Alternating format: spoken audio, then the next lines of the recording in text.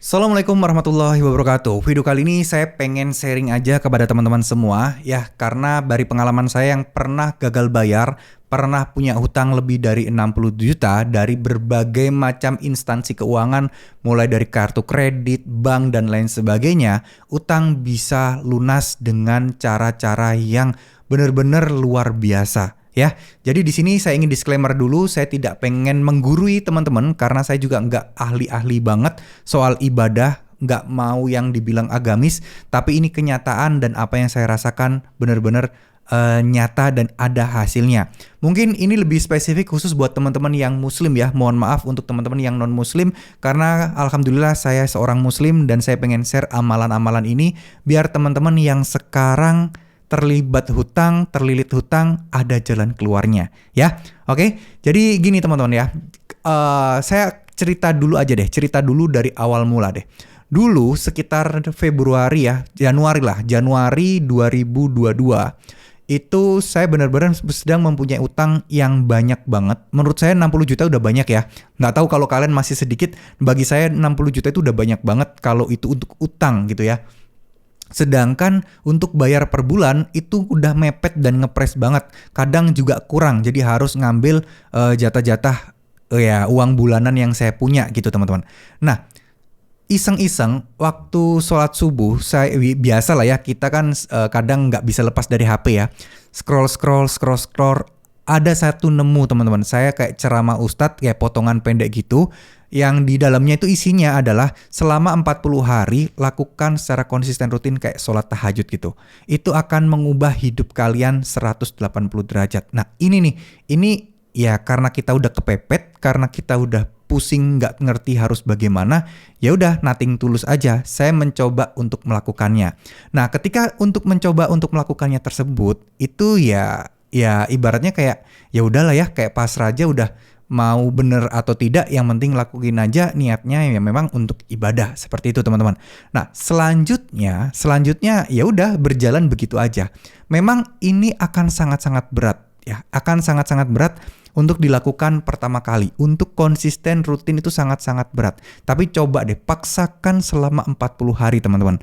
Ya mau bolong-bolong kayak ya paksakan aja dulu. Meskipun nggak tercapai 40 hari, tapi ketika kalian niatnya udah mulai menjadi lebih baik lagi, insya Allah itu akan menjadi jauh lebih enak.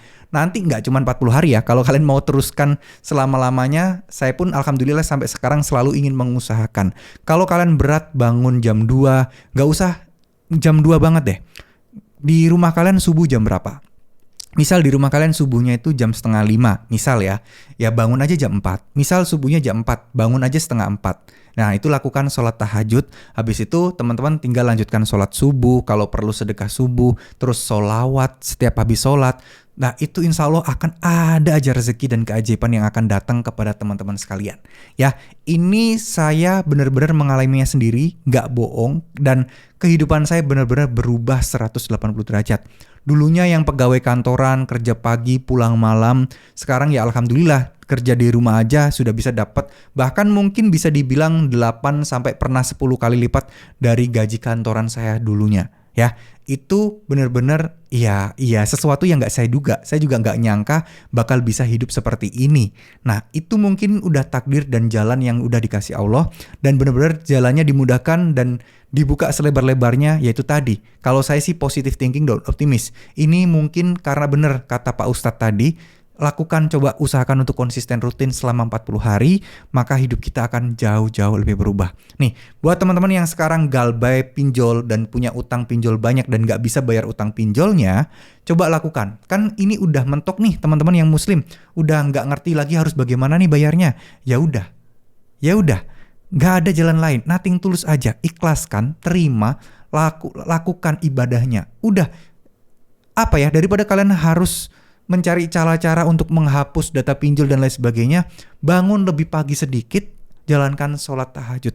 Emang berat di awal, berat, tapi kalau udah terbiasa enggak, itu akan jadi gampang ya.